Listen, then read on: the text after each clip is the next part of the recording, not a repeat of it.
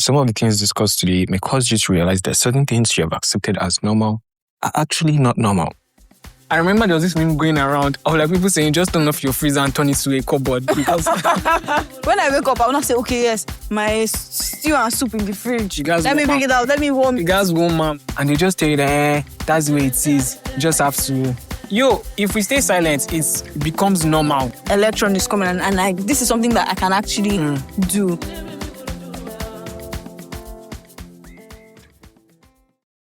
Welcome back to another episode of Life is a Skit. On this episode, I'm joined by Ibitein. Yeah, Ibitein is back on another episode of Life is a Skit. And today we're going to talk about something, I don't even know how to call it, like something normal. Okay, so I think start off, I would ask you to walk us through like what your morning routine is like your morning, a typical morning in Ibitein's life. What's that like? Everything that might happen in a typical morning for you. This question is interesting because my life is quite boring right now. But I think my mornings tend to go 2 different or 3 different ways depending on whether or not I have lights, whether there's electricity or not. So if I wake up in the morning and there is light, right, this is how it would go. I would typically wake up, pray, have my devotion. I'll have breakfast and then I'll just start working. That's basically just it. But if there is no light, is it different? That's a different cause. So you can go 2 ways. If there is no light but my devices are charged, I would typically have the same flow. Like I would just get ready for the day and start working on whatever it is that I'm working on for that day. But if they are not charged, then I'll probably go to a workstation, right? Yeah. So I'll wake up, I'll just get ready and then go to the workstation and work from there. So yeah, it kind of depends on whether or not there's electricity. It's nice, yeah. Right? But typically wake up, have my devotion, just freshen up and then start working. Breakfasts depends on the mood as well. But yeah. I think, well, for me, if I was going to the office that day, does light affect them so much? Maybe just in terms of what I'm going to wear. And then you would imagine that someone that knows that light is not constant. You iron ahead.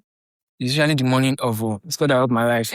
Then after that, normal, just get ready, get out, dreading going to the bus stop to fight other people to enter bus. And then, normal commute, traffic. Yeah. Yeah. Honestly, I don't think, in terms of morning routine, I think I'm already used to whether there's light or no light. It doesn't really affect my morning routine that much. Because if I'm going to be out of the house, then it doesn't matter. It doesn't matter to me. Honestly, I feel like the reason why it impacts me so much now is because I don't go to the office anymore. Like when I used to go to the office, when I wake up, there's no light. So except I need to iron or something, I would just go to the office. I think it's crazy how the common denominator so far has been power. Electricity. It's crazy. And it's naming around. See if you can think of things that seem normal, they just happen normally for you, or you do, but if you look at it deeply, it is not normal. Things that I do that's not normal. What do I do that is not normal? I mean, how we both started off, okay, we tend, is this even general, normal Nigerian stuff here? Planning your life around electricity. Oh, you mean in the grand scheme of things? In the grand scheme of things, or even just small scale stuff too. Now, there's this stuff where I don't think it makes any sense, but I don't know how I do it. So, everything I say on this episode, just know that most of it I blame inflation for it. Okay. And then, because our money is actually not what she's broken. So now, I buy data, bulk data at the beginning of the month here. And then sometimes I need small data on my phone. So instead of maybe buying, maybe a bigger plan because I might use it longer on my phone, I buy in small doses. So I can buy 750 or 900. Is this 2.5 gig? I'm always buying. And this thing does not even last a day. Do you know and what? I keep buying it. That's it accumulates that if I accumulated that money, I would have bought a bigger plan. Yeah. Because if you do that 10 days, that's already 7.5. But you know what? Actually, I end up buying those smaller bundles repeatedly because I'm I don't spend so much in case I recharge my file or whatever. I don't spend that. I don't spend 5K at once now. I need money, that type of thing. That's actually true. I don't know. This one is kind of related to like data as well, or just internet. Like when you go to a place and they have Wi-Fi, and then you now use the opportunity to download all the things that you've been meaning to download. Like, it's actually not normal, because why can't it just work in your house? Do you get? I don't know. I don't know if I think that was just normal. I think it's our normal Nigerian scarcity. Exactly. When we see something like it, guys, grab it. Yeah. I mean, not to be. I think that one was very recently. Like, just movements nowadays for me is somehow scary. Oh yeah. Like, because of everything that's been going on lately. I mean, it's not as if it's new that like Nigeria was not safe like that before, but like now that everything just feels more heightened. Like, was it last week or 2 weeks ago? I traveled to Ibadan, and then like deep down, I was a bit cautious. Like I was actually, I don't want to say scared, but like I was thinking about it because a lot of stuff has been happening lately, and I think that's another thing that I don't think that's normal. It's definitely normal. Lagos to Ibadan, like how many times have I gone on that road? It's like 2 hours, on that 2 hours. Honestly, because like I think about it and like traveling is such a big thing now. If you want to say you go by road, there are so many things that could happen to you. Like, you're considering accidents, you're considering this insecurity is like crazy. So like you're very cautious about going by road. But you cannot say, let me use air, because air will damage your wallet. You get? So it's kind of like, I don't know. It's kind of crazy how like these things like affect several parts of your life. Like, it's not just inflation. It's like, I can't even move the way I want to move in my country because of X, Y, and Z. Like, it's definitely not normal. It's not normal. I think coming back to power again is another game to my mind. I remember a time, and this is why I feel like it's a problem. Because now I can find a way around, like, cope with it. Even as you came now, we just finished like almost a week of no electricity. Yeah. Earlier last month, so I had like an extended 1 week of no electricity. I remember there was this meme going around of like people saying, just turn off your freezer and turn it to a cupboard because there's no lights. Like, legit just open it up and it's just store stuff, which is crazy. Like, I said that I wasn't going to rant about electricity because I've been ranting since. I think it's crazy because we build our lives around it. Like, we need power. We need it. Like, I had been putting off like cooking for so long because I was like, I don't want to spend my money and like everything that I buy like gets spoiled. But like after like a period of having no light, and then they fixed the light, and then we had the light for a couple of days, I said, thank Master Jesus. I now bought like my food stuff. Only for us to enter another phase of like issues with light. And just like for context, we don't have issues with lights like that. Like for the most part rather, we have consistent light. But like this last month has just been like crazy. And now I cooked and my things are going back again. Like, just imagine every morning you wake up. In fact, let me go back to my morning routine now that there's no light. When I wake up, I will not say, okay, yes, my stew and soup in the fridge. Let me bring it out. Let me warm it. You guys warm, mom. When I come back, let me warm it again, because like you don't want your money to waste. It's not normal. It's definitely not normal. It's actually crazy. Because even with like the feeding stuff, like even around meal planning and stuff, like it also affects that. Most times you have to cook maybe a one meal thing, like you just eat now. I mean, pepper, you guys, you want pepper. And then what was the other thing about? I think last, just so that we don't talk about Nepa power again. I remember this time when I was saying there was no lights for like over a week. People in this like area went to the Nepa office, so to say. And the crazy thing is that their office is like opposite us here. And they went there to protest. Like, I don't know, their chance they went to protest. And they brought the lights. Are you serious? So, like, after they went to protest, they brought the light. That was when they now brought the light after us not having for that long. It's just crazy. At this point, we need to start taking things into our hands. Yes. If we don't say anything, they just keep cheating us. But although the power issue is a bit complicated, actually. Yeah. Let me know that let my thoughts win. Yeah. But yeah. I think what else will I say? I said I was blaming inflation for everything. So like now I have a running list of all the things that I don't get. Most of them are like wants. But still, I should be able to like tick off most of them. But then you just wake up one morning and then, the bus driver decides to increase the price of, like, they just do that stuff. There was one day I was coming back from work the normal Obalinde to, the normal Lekki to Obalinde, they've increased now is 700. And this guy was paying 1.5. 1.5. I obviously did not pay the 1.5. I waited though. It's me and you. Like, what? There's nobody waiting for me at home. Crazy. I'll wait here. I think I eventually entered this for like 1,000. So like that type of thing, it happens on and off, and then you have to make sure you have money. Like nobody will hear that they pay you and you don't have money to come to the office. Honestly, I feel like I can't remember where I was coming back from, but like because they knew that so it was early in the morning. Okay, I was coming back from Oba. It was early in the morning and there was like sanitation. So we had like a 20 minutes window before cars could no longer move.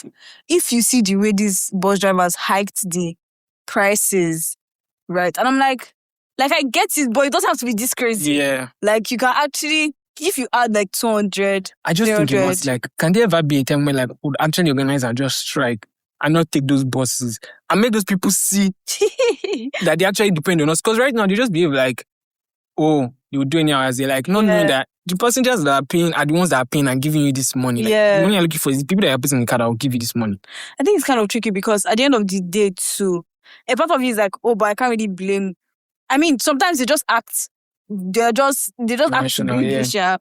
But at some point, you're not thinking like, okay, but these people still don't really make a lot of money. Do you get? But that does not excuse like outright scamming people just because in that moment you have the upper hand. Especially those buses that go to Lekki from Obalinde. No, this was they just the cash out on us. Traffic. They just the cash out on us. Once rain starts, like they will just find a way to increase the prices, right? Because they know that you don't have any other choice. Capitalism. I'm not shielded from it. I think on the theme of like the bus thing again, I was talking to Opa recently, my cousin, about how I've noticed like a change in my temperament whenever I step out of the house.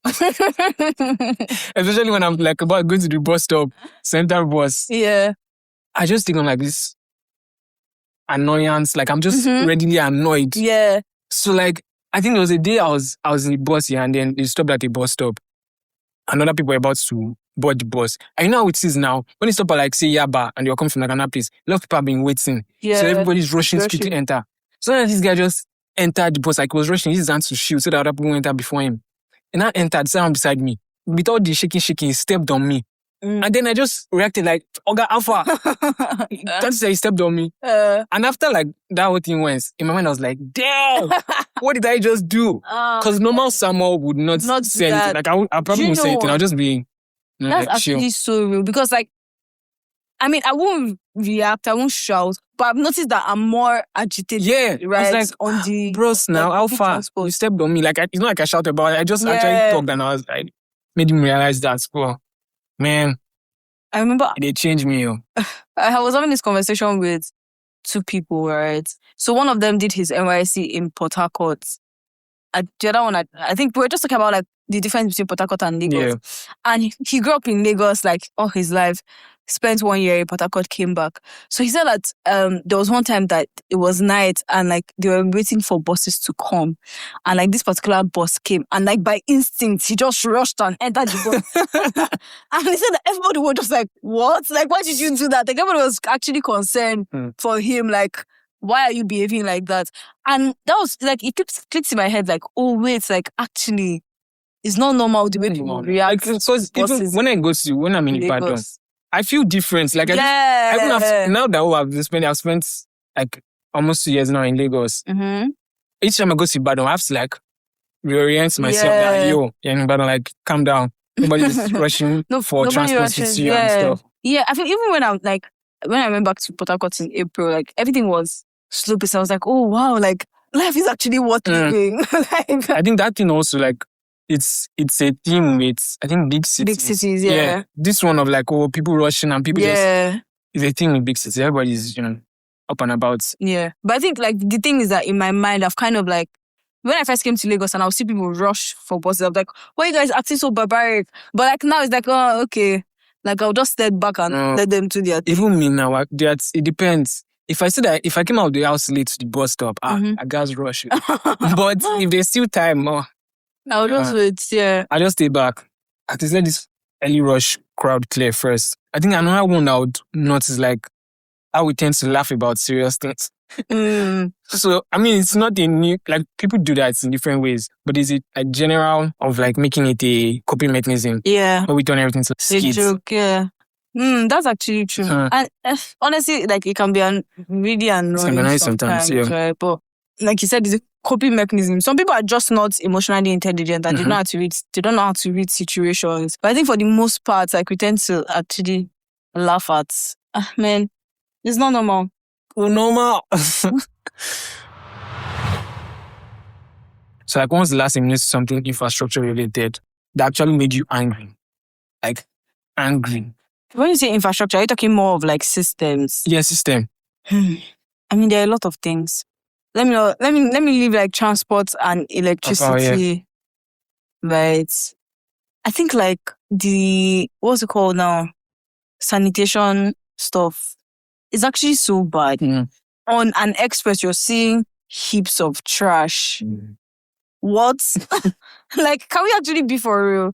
You're seeing heaps of trash on the road, like, and it's honestly so frustrating because you're like, the effort that it takes to make this place clean is not as crazy as just leaving it on the effort floor. it takes to keep this place clean. Okay. Yeah, that's just something that frustrates me. Like, it then contributes to the smell, and like, it's just you're walking down the road and you're just assaulted by trash, by smells. Like, assaulted is such a no, because yes, real, like, it's the right like, word. It's actually assualt. The smell would just hits you in the face, and like your eyes, and like you're just like, what is actually going on here? Like, it's not supposed to be that it's not supposed to be that crazy. There's another thing. I don't know if it's infrastructure related, but I had a friend that went to Ghana recently, and basically his Nigerian bank accounts and cards, like MasterCard, mind you, were almost useless in Ghana. And like, even, like, I would just like, if other West African countries don't even rate us, like, how can we then say like we're a global player? Like, how Giant of Africa where like Africans don't even, and that's not to say that Africans don't respect us, but I mean, like, you can't go to West Africa and use your MasterCard and pay for stuff. Yeah, He said he went to this particular bank and they explicitly told him like, oh, we don't accept. Mind you, that bank is also in Nigeria. And they were telling him like, oh, we don't accept Nigerian card. That's crazy. The same bank. So if you're just imagine all of these things, like, it's just crazy. Or should we talk about like, although this one is not only specific to Nigeria, but I was watching this video and the guy was talking about like, when he was young, he thought he could travel the world until he discovered what a weak passport is. So he went on this, like, it was supposed to be like, he did it in the format of like an ad. So he was telling us the benefit of a weak passport. And I was like, oh my God, that's so crazy. Like, his example, he was like, an European or whatever can literally get like a visa to travel his country in like 2 weeks. But if he wants to go to their country, the amount of paperwork and like efforts that you have to put in. Make you not run away to our country. But yeah, I mean, these are all things that just make it like very, very, like, they're actually just annoying. It's just annoying. It's annoying. I think the reason why I'm even bringing us like to have this conversation is for us to say some of these things out. Because we just like move through it and it becomes normal. regular, I can live without lights for an extended period of time. Yeah. I know the things I need, water, things like that. You still need to find other places to charge, but like living in a house without lights, I will not die. Basically. And mind you, this is 2026, by the way. It's not like we're at the advent of electricity. Like, electricity has been around for years. It's actually crazy. Like, when there's no electricity now, you're not considering, okay, the water, food, like your overall life is impacted. But we've come to be able to like manage, which is like, it's just actually so sad. In the managing thing, that's another thing where you always have to like have a backup plan. Talk about like, you pay for electricity, but you still have a generator. Yeah. You have to buy fuel for the generator. Or just like having all those backup plans as well. Because the main thing, they work as it's supposed to work. Exactly. Do you know, because now, literally, I've been thinking about, should I just get a gen? And it's crazy because one of the selling points of like if you want to get a house, they'll be like, oh, this place, the electricity is good. Like, and then you pay more for better electricity. But even that better electricity, you're not getting it. So is that you have to start considering, okay, should I get a gen? Like, how many power banks can somebody actually have? Right now, my strategy for this electricity thing, because I'm working like fully remote, power bank that can charge your laptop, you're thinking about, okay, should I get a gen? Or like there's solar. But like how many people can recently got one like that? Yeah. How many people can actually afford these things? If we say I can't afford it. But you can just see there are just so many things to consider. And it has its cost, financially, mentally, like time-wise it's costing us, it's costing people a lot of things because things are not working the way it's supposed to. I mean, imagine if we had stable lights like for like a month in Nigeria. For all these places that have like high, what's the word now? That produce a lot, basically where businesses are. Imagine how much they will be able to save in like running fuel, like gens and all these things. And just general productivity. Because I think about how, we have like this hustle culture thing of, Nigerians they carry last or Nigerians are, I don't know, hardworking, Nigerians are hustlers, are survivors. And that's within a system that's not even helping you with this your hustle. So like there are a lot of things that you are carrying and working against. Like it's crazy, Sha. And I think about, I don't know, sometimes I feel the whole hustle culture thing. I don't say it's toxic, but like sometimes we just... You can say it's toxic. Like it is. It is toxic. I think the toxic nature that I'll pull it to is when we now see people equating hardship or something is not the way it's supposed to be. Yeah. We all know that. But because of, you just have to push through it. That's how it is. You just have to push through it. I remember like how things used to be in like school now. And then maybe little things like, queuing culture or you need to go through a particular process that's taking longer than it should because the people that are there are not doing what they are supposed to do. And they just tell you that, that's the way it is. You just have to. Do you know what? This thing reminds me of something that happened, right, in school. I don't know if I should like be specific about, but I think anybody that went to... go bash your school. Exactly. Anybody that went to this school that I went to knows what I'm talking about. There is this process when you're reconciling your result that like takes forever. And you know the thing that was like a big... I feel like it was a slap in the face when we wanted to graduate and they were having prayer meetings so that process would work for people. That's crazy. And I'm a Christian, I pray, I believe in prayer, but think about that. Now, that's not normal. I don't think that's not normal. Like, mind you, in this group, there are like lecturers or staff, right? That, you know how they have staff assigned to like graduating class. And these people are part of the people that are coming together to organize this prayer meeting. I'm like, if you actually go to the root of this issue, we don't need to pray for this. There are people that are sitting at their desks that can make this your prayer point vanish. But they are choosing not to do that. Yeah. And our response is, let's pray about it. Like I said, I'm not anti-prayer. Yes, this is not even being anti-prayer. It's like saying, it's not out of, like, there is something clear and logical to There's a clear, defined and process. You choose not to, and then... There are people that are being paid to carry out that process, but they are not doing what they are doing, or they are not doing it on time, or they are not doing it quickly, whatever the case may be. Like, if the process does not work, change the process, make it faster, make it better.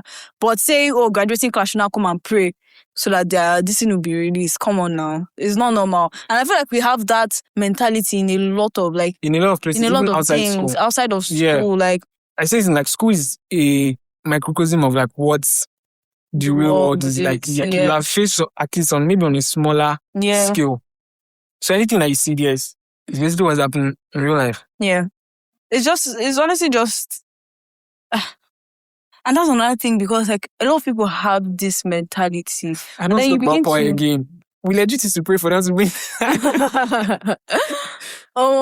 A lot of people just have this mentality. But the truth is that, and I'm saying that understanding that there are certain areas where I'm actually like a hypocrite in this particular thing too. But it's actually wild, like, that we have normalized something like that. No.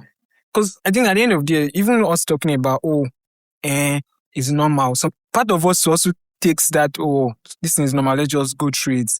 So in wanting to just go through it as fast as I can, let me just get it done. That's like part of where it now becomes normal, because nobody's going to speak up against this thing. Everybody just wants to get through it.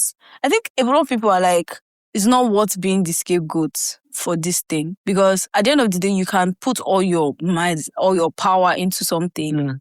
If they pick you as the scapegoats, chances are the people that you're fighting for will also abandon you because they don't want to be scapegoated as well. So you're like, should I put myself on the line for people that would very easily betray me? Or should I just try to figure it out? And I feel like that's something that everybody at some point, an internal battle, you've thought about it. And it's just that we don't have that. We have head mentality in bad cases when we're supposed to be individual. And then cases where we are supposed to have head mentality, we are very individualistic. Is that the word? And it's not just working. Something is amiss in all of these things, Sha. When this thing now like comes to, aside just sitting down to like talk about it like this, there are also times where you realize that this thing that I've been, I don't want to use prayer again because there are things you pray for, obviously. But for example, the example of like the reconciliation stuff or like praying for power and stuff, in a place where things are working, you want to pray for that, and then like certain exposures might bring that to your consciousness that this is actually not normal. And so like I'm thinking, has there been one moment like where that exposure came and you realize that this is not normal for everybody? Maybe it's just normal to you or like normal in our society. Has there been like moments like that? I think as somebody that is chronically online, I feel like most of those experiences, it's just by observing how other people in other countries are like moving through the world and what is available to them. As a 22-year-old person that is trying to build their own life or whatever, and then you see the challenges that you're facing that are very much institutional, and then you just see other people in other countries. And I'm not trying to say that they don't have like their hardships. Definitely, they also have different things. But then when like the basic things that you need for life, you have to like fight for it, or you have to be in the like 1% to be able to get it, right? Like the study that came out last year that was saying that how many percent of 10% of Nigerians earn above 200K or so. I was like, what? Jesus Christ. And the great thing is that, what can 200K even do? That's the thing. And so like, I mean, I was having this conversation with my cousin that like recently moved abroad, and he was telling me that a cleaner, obviously like different variables are there, but like let's say just a singular person working as a cleaner is able to afford like the basic things, like is able to pay their bills, is able to like, basically pay their bills, right? At their any minimum wage. Definitely they don't have this fancy life, but they are able to do the basic necessities. What can you do with Nigerian minimum wage? If you're earning 70K and you're on your own, not talk of people that have families that are earning minimum wage. I don't know, sometimes I feel somehow about like talking about this thing because it talks about it feels like complaint. But then we actually do need to talk about stuff like this. Because if we don't talk about it like this, I think you just keep going through it and then you think it's normal. So, something jolts you out of that audience. Because I remember, I think the biggest exposure thing I've had so far was going to Rwanda, right? And then, my God, the greatest thing, what still blows my mind is that I didn't even go far now. It's not just Rwanda that is here. And then you just see like the way people move, the way their lives are different, the way they even interact with other people based off how like their society is. And I just think about like, everybody's like somewhat guarded, especially. And I remember there was a night I was looking for food. And there was like this area where they have like a lot of stores that sell food. And I just walked up there. Maybe you could tell that I was not from here. Apparently Nigerians have a look and an accent. So I just like, one guy just walked up to me, probably like around my age too.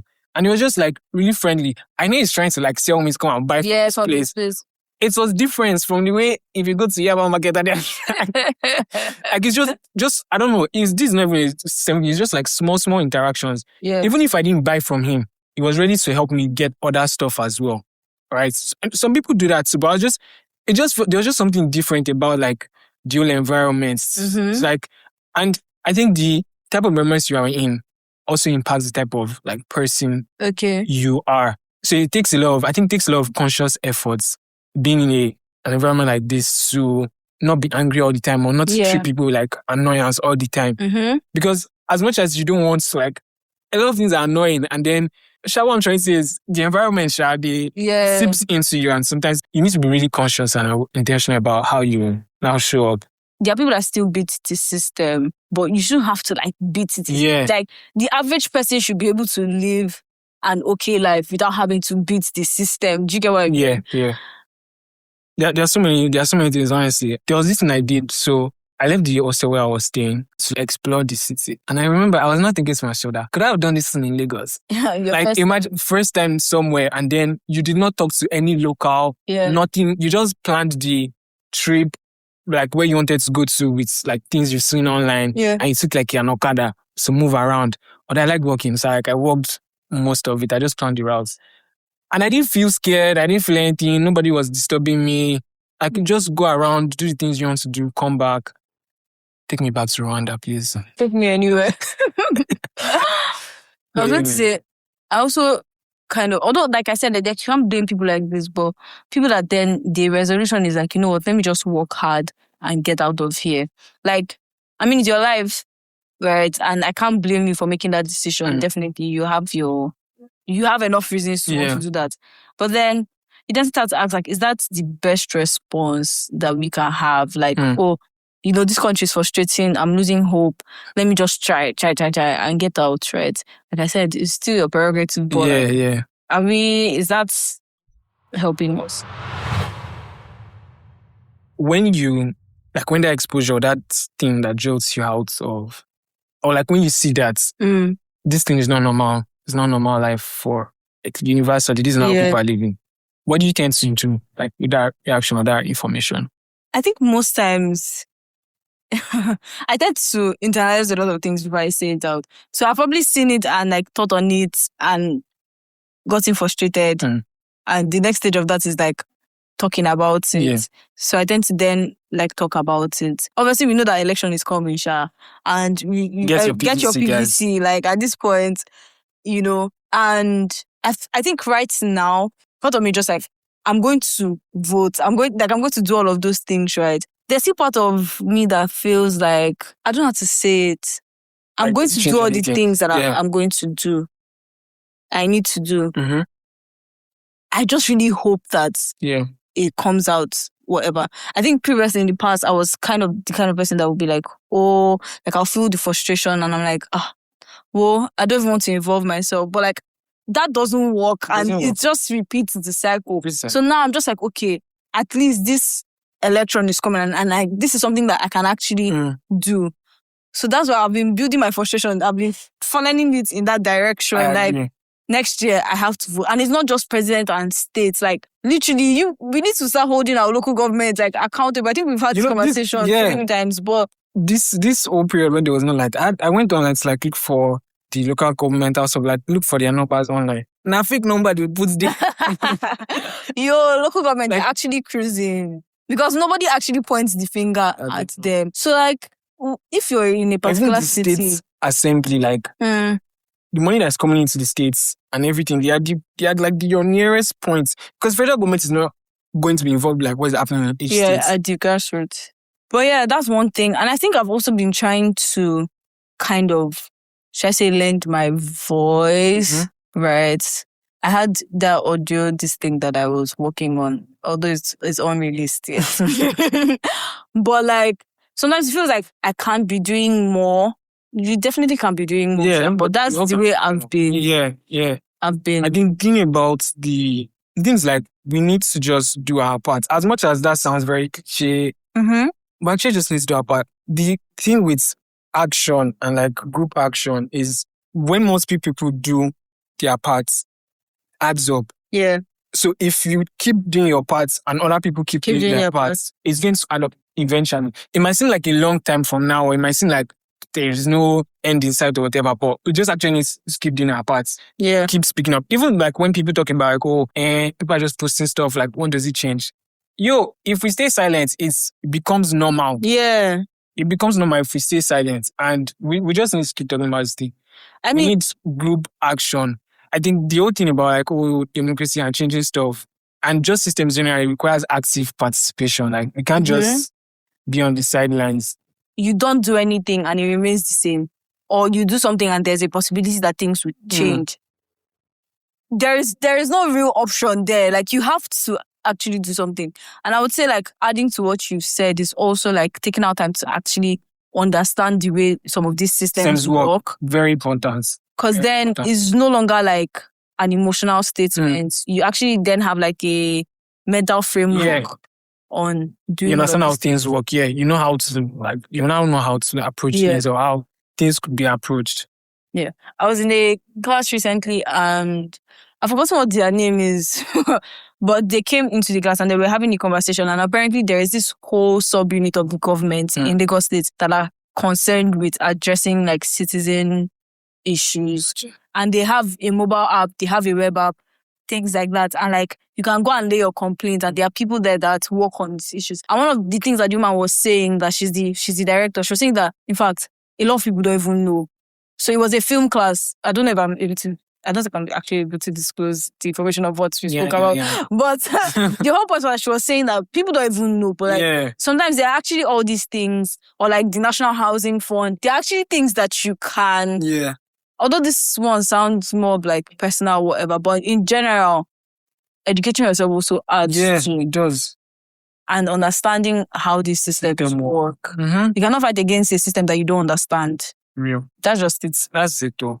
It's like with my whole like fascination with like reading history and understanding stuff, you notice a lot of things are very cyclical, like Nigerian history. Like things tend to repeat themselves.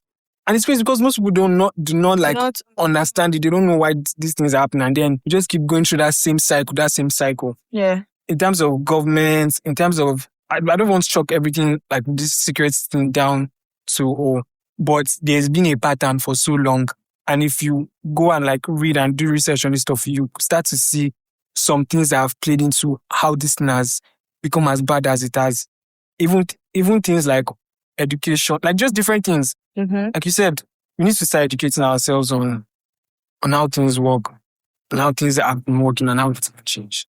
So yeah, I think with everything that we've said so far, maybe what's one thing that you have realized today that you don't want to normalize again?